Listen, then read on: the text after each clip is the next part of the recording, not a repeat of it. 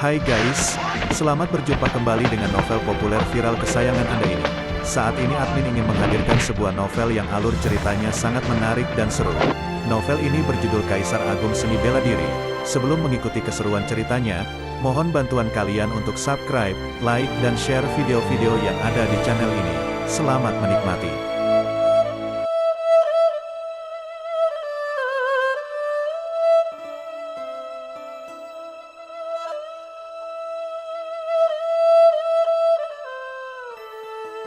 Kaisar Agung Seni Bela Diri, Bab 257, menebas penguasa bela diri sepuh dendam pribadi. Begitu Luo Xiu mengatakan ini, tatapan semua penguasa bela diri langsung melihat ke arah tetua keluarga Guo dan tetua keluarga Wang secara kompak. Di antara orang-orang yang hadir, hanya dua keluarga mereka yang memiliki dendam pribadi dengan Luo Xiu. Istana Ungu dan Sekte Matahari Hitam menangkap keluarga Luo Xiu untuk mengancam Luo Xiu. Keluarga Guo dan keluarga Wang mengandalkan dua pihak yang berkuasa ini dan telah berkembang pesat di negara bagian Tanah Langit selama beberapa tahun terakhir. Tuan Guo, setahuku, sejak kejadian waktu itu, keluarga Guo sudah berserah pada Istana Ungu. Kalian sudah mengerjakan banyak hal untuk Istana Ungu dan mendapatkan banyak keuntungan, bukankah begitu? Luo Xiu melihat ke arah tetua keluarga Guo sambil tersenyum tipis. Luo Xiu, apa maksudmu? Istana Ungu dan Sekte Matahari Hitam sangat kuat. Keluarga Guo hanya bisa pura-pura menyerah agar bisa bertahan hidup, kata tetua keluarga Guo dengan serius. Dia tahu betul bahwa Istana Ungu telah hancur. Jika dia tidak menyingkirkan hubungan dengan Istana Ungu, dia takut keluarga Guo akan mengikuti jejak Istana Ungu. Tuan Guo, kamu kira aku anak kecil? Serikat Berburu memiliki informasi yang paling detail. Apa kamu pikir aku bisa dibodohi semudah itu? Tanya Luo Xiu sambil tersenyum mencemooh. Selain itu, sejauh yang aku tahu, Tuan Wen Oyan Hong dari Kabupaten Naga Awan terluka karena salah satu keluargamu, kan? Seluruh tubuh Luo Xiu dipenuhi dengan niat membunuh dan sangat agresif. Dia menatap dingin tetua keluarga Guo sambil mengucapkan kata demi kata, Tuan Wen Oyan Hong berjasa padaku. Menurutmu, bagaimana dendam ini harus diselesaikan? Sambil berbicara, Luo Xiu berbalik untuk menatap penguasa bela diri Yuan Cheng. Kamu adalah kepala serikat berburu negara bagian Tanah Langit, tapi kamu mengabaikan masalah ini. Itu juga kelalaianmu. Begitu Luo Xiu mengucapkan semua ini, alis penguasa bela diri Yuan Cheng langsung berkerut. Ini urusanku, kamu tidak berhak bertanya. Dia memegang posisi tinggi dan merupakan salah satu orang paling berkuasa di daerah ini. Bahkan, pangeran bela diri sepuh dari tiga pihak berkuasa mutlak pun tidak berani menyinggungnya sembarangan. Dia adalah ketua serikat berburu di daerah ini. Luo Xiu hanyalah seorang junior, tetapi sudah berani menuduh dirinya. Tindakan ini tentu saja sontak membuatnya kesal. Namun, penguasa bela diri Yuan Cheng mengabaikan satu hal, yaitu di serikat berburu, tingkat otoritas mewakili status seseorang di dalam serikat. Dia adalah penguasa bela diri. Dia juga menikmati otoritas superior peringkat ke-8 di dalam serikat. Ditambah lagi karena dia adalah kepala di negara bagian Tanah Langit, statusnya di serikat mungkin bisa dibilang setara dengan otoritas inferior peringkat bumi. Namun, tingkat otoritas Luo Xiu lebih tinggi darinya. Mengenai apa aku memiliki hak untuk bertanya, kamu hanya perlu memeriksa sistem internal serikat. Setelah itu, kamu akan tahu. Luo Xiu tersenyum merendahkan sambil melanjutkan. Kalau aku mengadukan masalah ini ke markas besar, aku rasa posisimu sebagai kepala di negara bagian Tanah Langit mungkin akan berubah. Mendengar kata-kata Luo Xiu, penguasa bela diri Yuan Cheng samar-samar merasakan sesuatu yang buruk. Luo Xiu berani berkata seperti ini, itu berarti tingkat otoritas Luo Xiu mungkin telah melampaui dirinya. Otoritas peringkat bumi, tatapan penguasa bela diri Yuan Cheng berubah. Dia tidak lagi membantah apa yang dikatakan Luo Xiu. Melihat bahwa penguasa bela diri Yuan Cheng yang statusnya sangat dihormati ini pun ditegur oleh Luo Xiu hingga tidak bisa membantah, para penguasa bela diri lainnya langsung terkejut. Mereka menyadari bahwa makin mereka tahu tentang Luo Xiu, mereka makin menemukan bahwa Luo Xiu tidaklah sederhana. Mereka tidak bisa memahami Luo Xiu. Dasar kurang ajar, mati saja kamu. Pada saat ini, tetua keluarga Guo langsung menyerang, jelas maksudnya adalah ingin menyerang terlebih dahulu. Selama dia bisa membunuh Luo Xiu maka semua krisis akan teratasi. Dia bahkan bisa membuat Sekte Matahari Hitam mendukungnya karena hal ini, yang tentu saja akan lebih bermanfaat bagi perkembangan keluarga Guo ke depannya. Kamu sudah bosan hidup, ya? Luo Xiu tersenyum menghina. Senjata perang tetua keluarga Guo adalah pedang berwarna hijau, vital sejatinya dipenuhi dengan aura elemen kayu. Namun, apa yang dia latih bukanlah elemen kayu yang lebih mengarah pada vitalitas, dia malah melatih teknik racun. Elemen kayu memiliki dua sisi, Satu sisi mengandung vitalitas, satu sisi lagi adalah racun. Luo Xiu bahkan tidak menggunakan pedangnya. Dia langsung menamparkan dengan tangannya. Api roh menelan kekosongan menyembur keluar, bertabrakan dengan energi pedang beracun hijau hingga mengeluarkan desisan. Dalam sekejap mata, energi pedang berwarna hijau terbakar abis. Di antara 5 elemen, baik api maupun emas bisa menahan elemen kayu. Tuan Wang, apa kamu masih enggak mau turun tangan? Teriak tetua keluarga Guo sambil memandang tetua keluarga Wang.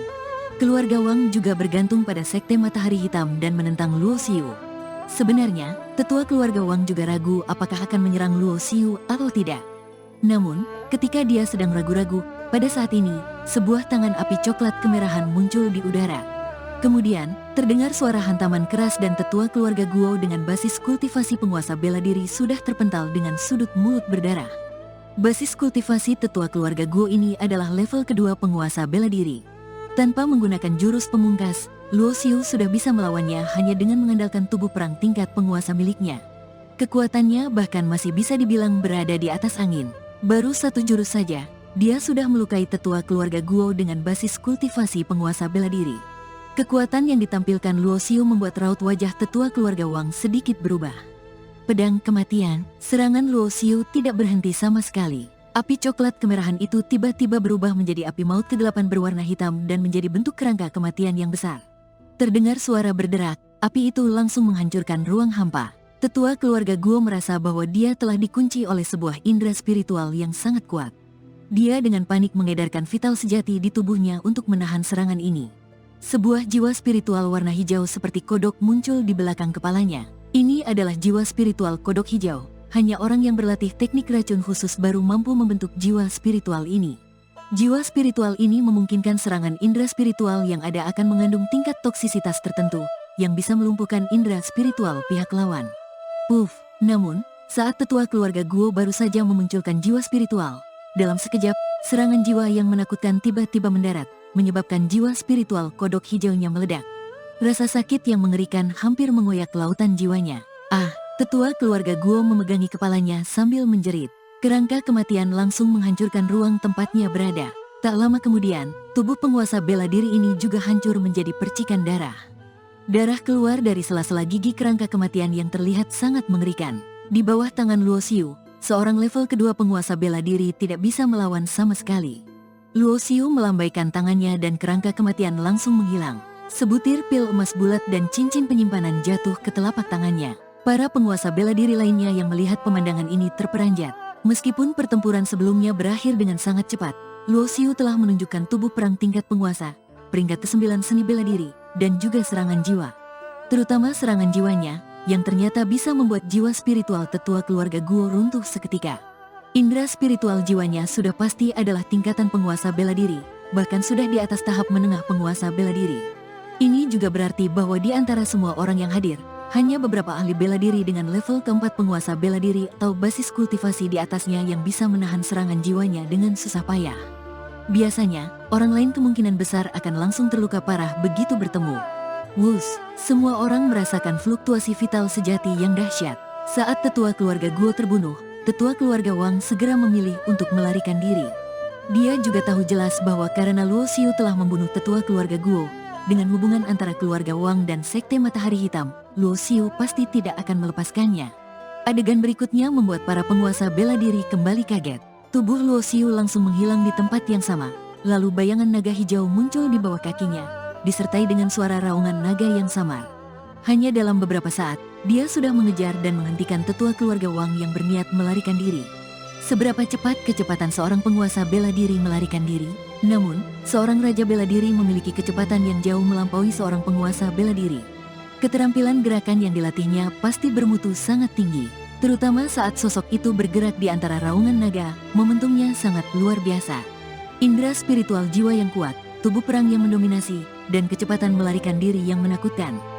Dalam semua aspek, Luo Xiu, seorang pemuda yang berusia kurang dari 20 tahun ini, jauh melebihi semua penguasa bela diri yang ada. Di antara semua orang, penguasa bela diri Yuan Cheng, yang memiliki basis kultivasi tertinggi, juga memicingkan matanya. Dia merasa bahwa dia mungkin tidak akan bisa mengalahkan Luo Xiu dengan seluruh kekuatannya. Apalagi, dia masih belum tahu apakah Luo Xiu memiliki jurus lain. Puff! Hanya dalam sesaat, sebuah panah darah memelesat. Satu lengan tetua keluarga Wang dipotong oleh energi pedang Luo Xiu. Wajah tetua keluarga Wang terlihat ngeri. Dia bahkan tidak punya waktu untuk mengambil lengannya yang patah. Dia hanya ingin melarikan diri secepatnya. Dia tidak pernah menyangka dirinya bisa seperti ini. Seorang penguasa bela diri yang kuat yang telah berkultivasi selama ribuan tahun akan dikejar dan dibunuh oleh seorang raja bela diri yang berusia kurang dari 20 tahun. Luo Xiu langsung meninju keluar tanpa mengatakan apapun. Tubuh perang tingkat penguasa yang mendominasi menghancurkan ruang hampa menjadi beberapa bagian. Kemudian, semua pecahan ruang berputar dan berubah menjadi badai pusaran berwarna hitam. Tetua keluarga Wang tidak berani ceroboh.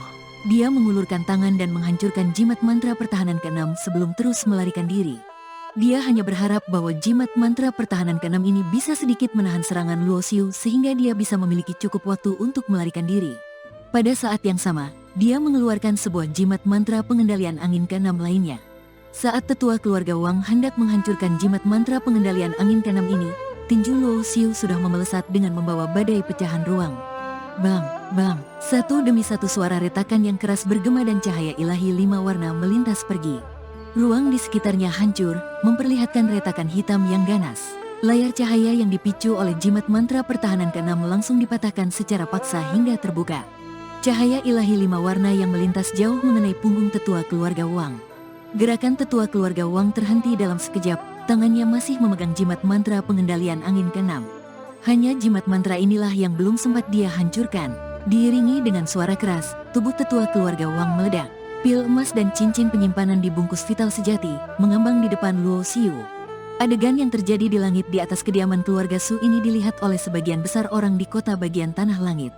Penguasa bela diri sepuh dari 2 keluarga bangsawan terbunuh satu demi satu dalam waktu singkat. Cara ini bisa dibilang sangat kejam. Anak muda yang menakutkan. Dia memang layak mendapatkan nama Sura, kejam dan bengis. Wajah penguasa bela diri lainnya terlihat masam. Mereka diam-diam merasa senang bahwa mereka tidak menyerang keluarga Luo Xiu karena keserakahan. Jika tidak, kemungkinan besar orang yang akan mati hari ini adalah diri mereka sendiri. Orang-orang keluarga Guo dan keluarga Wang tidak berani mengatakan apa-apa ketika melihat tetua mereka terbunuh. Orang-orang di keluarga itu sudah panik. Orang-orang sudah mulai merapikan barang-barang mereka dan bersiap untuk melarikan diri. Tanpa perlu dirinya turun tangan, Luo Xiu tahu betul bahwa keluarga Su dan keluarga Yan tidak akan melepaskan 2 keluarga bangsawan itu. Setelah menepuk tangannya, tampaknya bagi Luo Xiu, membunuh 2 penguasa bela diri hanyalah masalah kecil yang bisa dia lakukan dengan santai. Sudah lama saya tidak bertemu dengan Anda semua. Bagaimana kalau kita masuk dan minum bersama? Luo Xiu mempersilakan yang lain masuk sambil tersenyum.